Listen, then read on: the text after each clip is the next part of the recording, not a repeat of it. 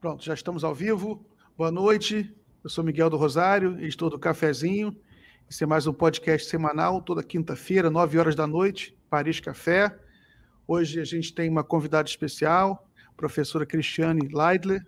Boa noite, professora. Boa noite, Miguel. Obrigada pelo convite. Boa noite, Pedro. Boa noite, Leonardo. Então, vamos conversar, né, hoje. Eu estava falando, a gente estava comentando um pouquinho antes, né, que eu olhei esse anúncio do Biden como um anúncio muito bom para nós do ponto de vista político.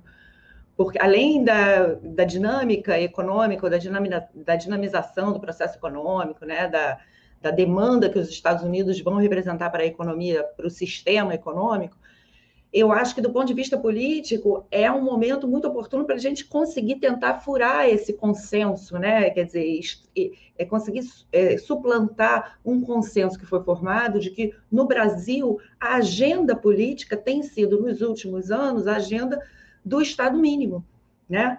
Então, principalmente a partir do golpe, mas mesmo antes do golpe, a gente via 13 anos de governo de esquerda, né, ou progressista, digamos assim, que trabalha até na distribuição de renda, porém preso a determinados parâmetros de restrição fiscal, em que no momento de uma crise a gente teve o quê? Corte de gastos, que foi 2015. 2015, que foi o primeiro ano da Grande Depressão que a gente entrou, né, e que é um ciclo que ainda não terminou. Então, de 2015 para cá, o que a gente tem é uma agenda que parece unânime, um consenso de que o Estado tem que ser pequeno e de que isso levaria a gente a uma suposta confiança, a novos investimentos. Isso simplesmente não aconteceu. Agora, aconteceram outras coisas que eu estava chamando a atenção, que favorecem a um grupo que ganha com essa estratégia, né? Ou seja, nós tivemos a aprovação de reformas trabalhistas, os trabalhadores perderam direitos que foram duramente conquistados, né, ao longo do século XX, mas principalmente de 1950 até a Constituição de 88. Nós temos os fundos que estão garantindo realmente a privatização de alguns ativos importantes que eram de estatais, né? E eles estão... o plano, quer dizer, é que estatais importantes, e importantes economicamente, quer dizer, lucrativas, que têm monopólios de serviços, né, como a Eletrobras, alguns serviços da Petrobras que já foram até privatizados, vendidos. Então, e agora o Correios, que está na lista, mas também os bancos. E fora, se a gente for imaginar que o BNDES, que era nossa instituição de desenvolvimento, né? Um banco para o desenvolvimento, que tinha um papel importantíssimo e que tinha lá no BNDESPAR as ações das empresas que eram financiadas pelo banco.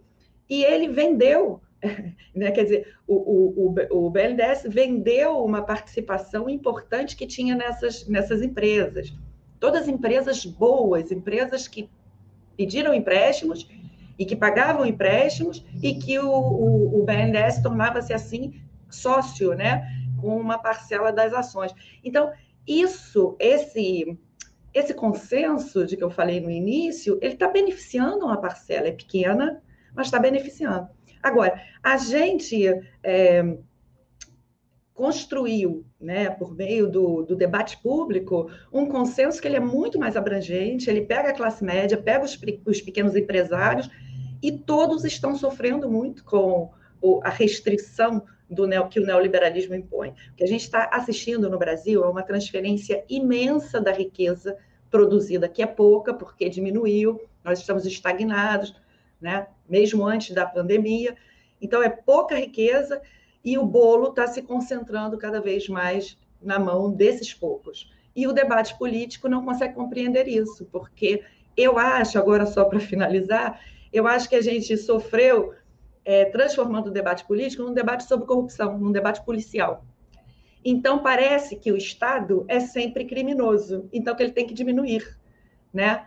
E, no entanto, a gente tem um sistema econômico de monopólios que não é absolutamente liberal, e que ele tem drenado as riquezas produzidas para um grupo muito pequeno, né? Então, acho que é esse o nosso nó. E, por isso, esse lançamento do plano do Biden, colocando o Estado como um planejador, eu acho que é importante, né? Ele é bacana para abrir o debate. Né? Mas, não, e foi surpreendente, porque eu me lembro que a Mônica de Bolle foi uma entusiasta do impeachment e da restrição de gastos, naquela linha em que criou-se uma crítica profunda, onde tudo que estava acontecendo no Brasil em 2015 era resultado do chamado nova matriz econômica, né? Que foi um termo usado lá pelo Manteiga, numa época em que a Dilma tentou reduzir juros e fazer alguma coisa diferente. Então, parecia que tudo tinha chegado em 2014 para resultar, por causa do gasto público, mais uma vez, numa crise. E até a Mônica de Bolle, que, né, falava e afirmava essa tese, ela voltou atrás. Agora ela voltou. Quer dizer, agora ela diz, com a pandemia foi muito interessante, porque a pandemia marcou ali, quem vai resolver o problema da pandemia? É o Estado. Basta a gente ver que o Brasil, como não tem governo, não tem como resolver o problema da pandemia. Então, ficam os governadores tentando resolver um problema sem ter meios, porque eles não têm em mãos o controle da própria dívida pública, eles não podem emitir moeda, eles têm restrições fiscais gravíssimas, então eles dependem do Ministério da Saúde e do governo federal. Então, eles não podem resolver, não tem como resolver. Em todos os outros países do mundo, quem resolve é o governo federal, que estabelece as políticas nacionais. Nós não temos, desde o início da pandemia, eu queria chamar a atenção disso, porque eu acho que isso é muito importante. Desde o início da pandemia, nós temos um governante que, a primeira vez que se manifestou, disse assim: como é que vai fechar? E o cara que vende cerveja na arquibancada do Maracanã, como é que a gente vai ficar sem jogo? E como é que vai ficar essa pessoa que vende cerveja? Ou seja, como se ele não fosse presidente, como se ele não tivesse responsabilidade pelo coletivo e como se não tivesse responsabilidade pela vida, porque, afinal de contas, o Estado tem que, em última análise, servir para alguma coisa. Então, a pandemia no mundo, ela trouxe o Estado para o centro da cena. O Estado tem que gastar, né? Tem que gastar. Então, muitos economistas, como a Mônica de Bolle, eles falam assim, não, agora zera tudo, porque de agora em diante a gente vai ter um mundo pós-pandemia. E esse mundo pós-pandemia vai depender muito do Estado e dos governos, né? Na sua reconstrução econômica, porque é um mundo que vai ter uma degradação grande, vai ter uma queda de produção, vai ter uma desorganização do emprego, uma desorganização produtiva de todos os segmentos, e mais adiante a gente, para recompor esse mundo, precisa do Estado, precisa de um organizador, de alguém que consiga criar a demanda, né? E organizar ou coordenar um sistema. Então, a Mônica é simbólica, porque ela até antes da pandemia era uma liberal e advogava também a restrição de gastos fiscais e tudo isso. Agora, então, todos os países tiveram que fazer gastos. Veja o caso da Argentina. A Argentina tinha uma dívida imensa, um processo de renegociação dificílimo, e ainda assim aprovou um gasto emergencial no início da pandemia, lá no mês de abril do ano passado, né? Então, mesmo os países que não tinham recursos fizeram isso. No Brasil, quem fez foi o Congresso Nacional, e o Bolsonaro se beneficiou disso, né? Porque o Brasil realizou lá no ano passado um gasto de mais de 300 bilhões com auxílio emergencial. Então, não tem dúvida nenhuma de que o Estado veio para o centro da cena, né? Eu queria, se a gente tivesse um tempinho, assim, voltar atrás para onde está esse consenso, porque eu me lembrei tanto quando o Leonardo falou e o Pedro estavam falando sobre o que incomoda, que é o debate público feito pela imprensa.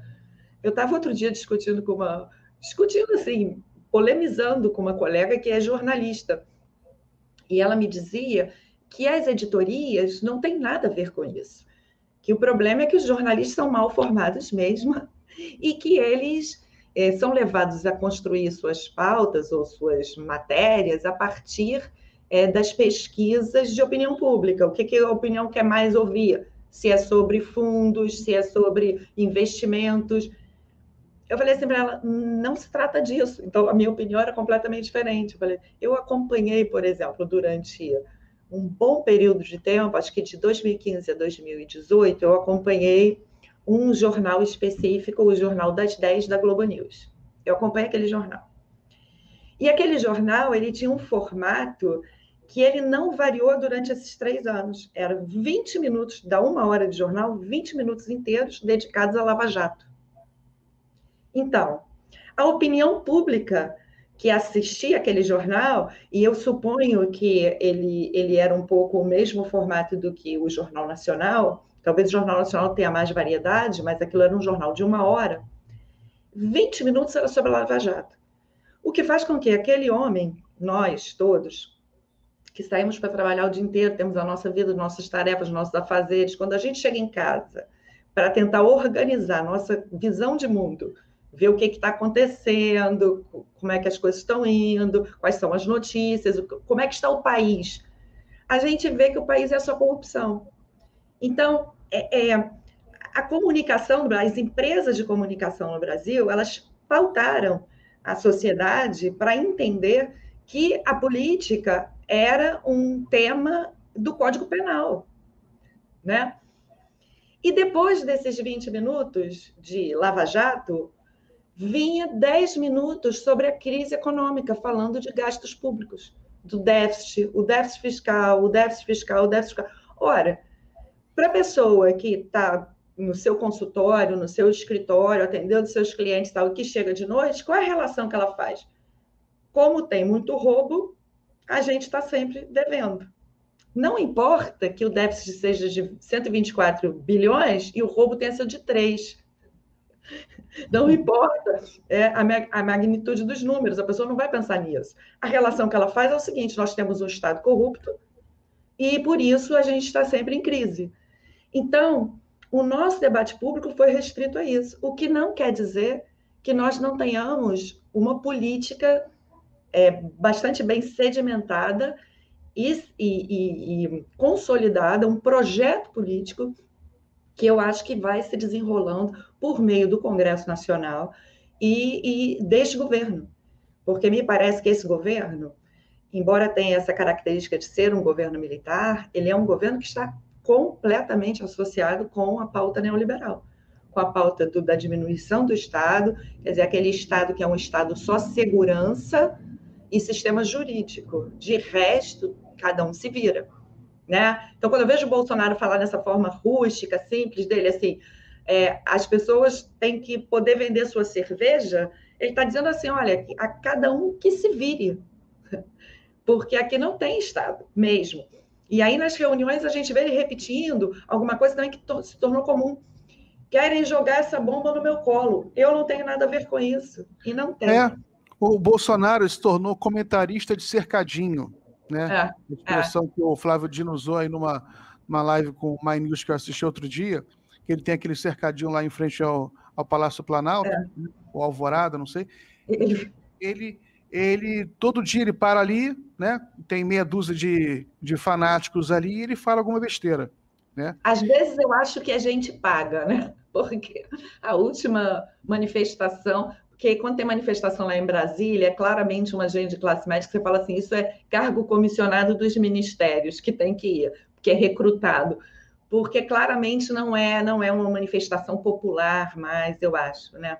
Mas ele definitivamente ele não tem nada a ver com isso. E eu queria até lembrar que lá no início da pandemia, em março do ano passado, quando surgiram os primeiros casos no Brasil e quando aconteceu a primeira morte, então o ministro Mandetta, ele sai para fazer um périplo dentro do Congresso Nacional, da Câmara dos Deputados, para tentar, na Câmara dos Deputados, conseguir 5 bilhões dentro do orçamento, ou seja, negociando cortes de emendas parlamentares, ou seja lá o que for, para poder comprar respiradores. Ou seja, a única iniciativa em março do ano passado de um ministro da Saúde era comprar respiradores, prevendo que, com o desmonte, inclusive, do SUS, a gente pudesse precisar e tivesse um caos no sistema de UTIs.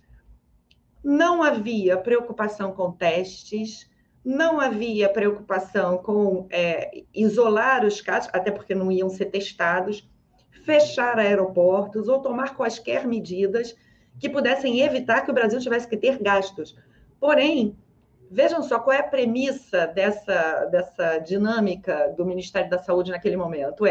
Não temos dinheiro, não vamos gastar. Então, nós não vamos furar o teto, não vamos furar a lei de responsabilidade fiscal e vamos ter que ir lá no Congresso para catar 5 bilhões. 5 bilhões para comprar respirador. Essa foi a iniciativa do nosso governo. E vejam que o Mandetta ele está na lista do melhor dos nossos ministros da saúde até então, né? Então, ou seja, até agora, nós estamos no 4º ministro da saúde, ele era o primeiro lá, ele era aquele ministro que queria criar planos de saúde populares,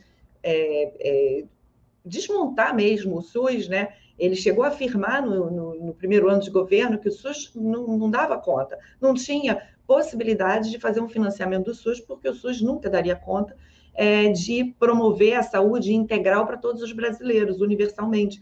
Então, tinha que abrir os planos de saúde populares, então tinha toda uma agenda de interesses aí por trás do SUS, e ele simplesmente trabalhou com a hipótese que é a hipótese desse governo: não posso gastar. Isto não é um país, gente. Né? Então, o que a gente está vivendo é essa esquizofrenia, né, entre um povo que está numa guerra, que precisa de um comando, de uma coordenação, mas, sobretudo, que precisa de gastos, né, que são coletivos, e não tem como contar com isso, de jeito nenhum. Né? E aí vem o Biden, que depois do Trump ter gasto, o Trump gastou trilhões, o Biden, quando chegou no governo, anunciou um gasto de 1,9 trilhão, e agora ele propõe um gasto que já não é mais um gasto da pandemia. A proposta dele agora é completamente diferente. É um gasto para a construção de infraestruturas. Ele remete ao período do pós-Segunda Guerra Mundial, dizendo que ele quer reconquistar para os Estados Unidos o bom emprego, o emprego que paga bem, né, a boa escola. Vai fazer um mega investimento de 621 bilhões de dólares em infraestrutura, estradas, portos, ele quer construir um sistema de carregamento de baterias para conseguir viabilizar a indústria de carros elétricos. Ele quer fazer uma revolução nos transportes, na infraestrutura, na educação, e ainda tem um percentual de gasto tem percentual de gasto na indústria, mas também na assistência aos mais desamparados dos Estados Unidos. Então, isto é outra coisa, já não é mais o estado de guerra, de emergência, mas é o Estado dizendo assim: nós vamos competir com a China, mas vamos competir dando protagonismo ao planejamento e à coordenação do Estado para um programa público. E aí depois, como a gente falou aqui de comunicação, eu queria dizer para vocês como é que foi o percurso da história do livro que eu escrevi sobre neoliberalismo, que eu escrevi muito, assim, depois de ler. Na verdade, eu estava escrevendo sobre a crise da dívida dos anos 80. E aí eu fui ler o livro da Miriam Leitão sobre a inflação. E quando eu li esse livro, eu falei assim: não, gente, eu tenho que discutir também essa linguagem ou a elaboração desse consenso sobre o Estado mínimo, né? Porque é absurdo, quer dizer, é alguma coisa que a gente carrega desde os anos 90, desde o final dos anos 80, início dos anos 90, essa condenação do Estado que gasta. Eu vou comentar um pouquinho as coisas que vocês comentaram, só para falar minha opinião, que eu ainda não falei sobre a CPI. Eu concordo com vocês, eu acho que a CPI ela vai trazer uma discussão que é ótima do ponto de vista da comunicação, ela tende a desmoralizar ainda mais o governo, ou seja, colocar no governo as responsabilidades que são do governo sobre essa tragédia. Agora, eu tenho uma perspectiva que o Congresso Nacional não quer fazer impeachment de Bolsonaro, não quer, né? Porque eu acho que assim, o pior risco para o Brasil e para a sociedade brasileira foi ele ter permanecido como governante durante a pandemia, né? Porque simplesmente ele não governava e tinha os crimes que justificavam um impeachment, um processo de impeachment há muito tempo. E pode ser que esse campo político brasileiro, que está desde a Lava Jato, desde o impeachment, tentando estancar a sangria, tentando sobreviver, não foi esse campo político que elegeu o Bolsonaro. O Bolsonaro ele compôs um partido político novo, de gente que veio das polícias, gente que fracassada na internet, ou seja, uma gente completamente diferente do nosso tradicional campo político, que é o centrão, digamos assim, né? Mais o partido mais clássico da direita, que é o PSDB, que teve que se reinventar também nesse processo, e, por outro lado, uma oposição que ficou pequena, quer dizer, a oposição que eu digo de progressistas, né? Mas, então, eu acho que o Bolsonaro, ele não é parte. Ele tenta se aproximar no ano passado ele tentou se aproximar do Centrão, ele consegue fazer esse acordo, mas não é, vejam só, não é por causa do novo presidente do Senado ou do novo presidente da Câmara que ele não vai ao impeachment. Eu acho que o impeachment, que esse campo político, isso é uma impressão que eu tenho. O campo político não faria o impeachment para entregar o governo na mão de um general, porque me parece que está bastante consolidado que o governo que o Bolsonaro trouxe, o governo que ele montou, é um governo que formou um partido do Exército. Mesmo que o Exército não tenha atuado assim, mas parece cada vez mais claro, os colegas que estudam o papel das Forças Armadas nesse processo tem mostrado o quanto o Exército participou dessa ascensão do Bolsonaro e da consolidação dele numa plataforma política entre os militares, né, permitindo que ele entrasse nos quartéis, que ele fizesse sua campanha, aderindo à campanha dele. Eu queria até, assim, chamando atenção para essa questão do microempresário ou do microempreendedor, lembrar da greve dos caminhoneiros, quando os caminhoneiros adotaram completamente a agenda de diminuir impostos. Eles que provavelmente dependem de escola pública, dependem de saúde pública, eles ficavam tranquilos em diminuir impostos, e não com a política de preço da Petrobras. Mas quando eu acompanhei essa greve, as comunicações entre os caminhoneiros, eles, no final das suas comunicações no YouTube, eles faziam em tempo real, eles ficavam ligados 24 horas por dia, se comunicando de todas as partes do Brasil. E eles falavam assim, tá ok, então, intervenção já.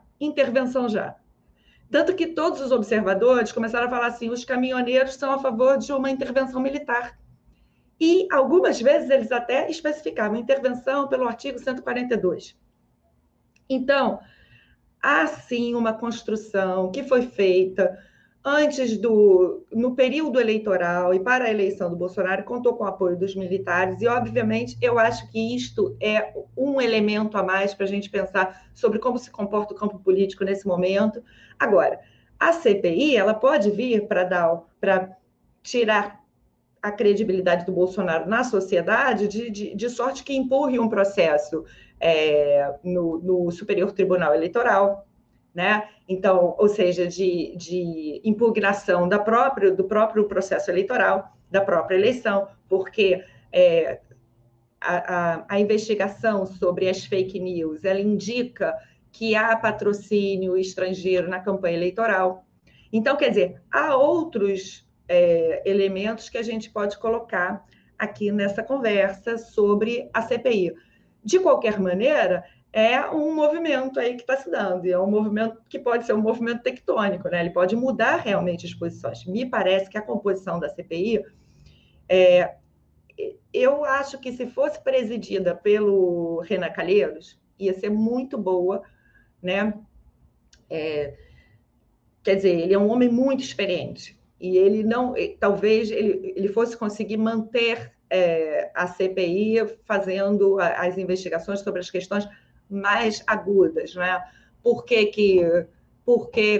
Qual foi o negócio da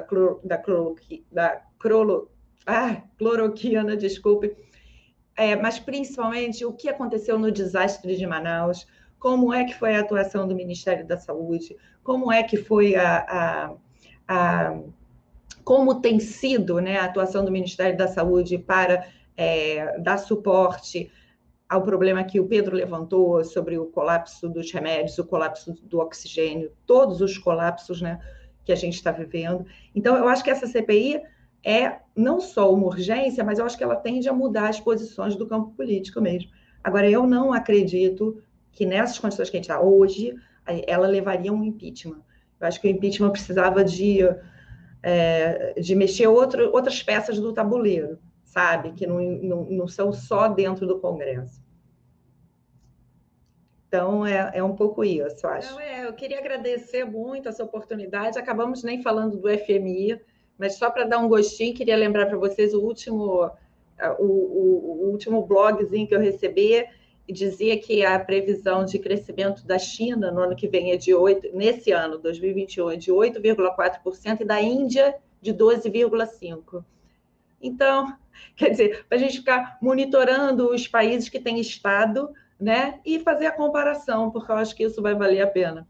Tá bom? Obrigada, Miguel, outra vez. Abraço, Pedro, Leonardo.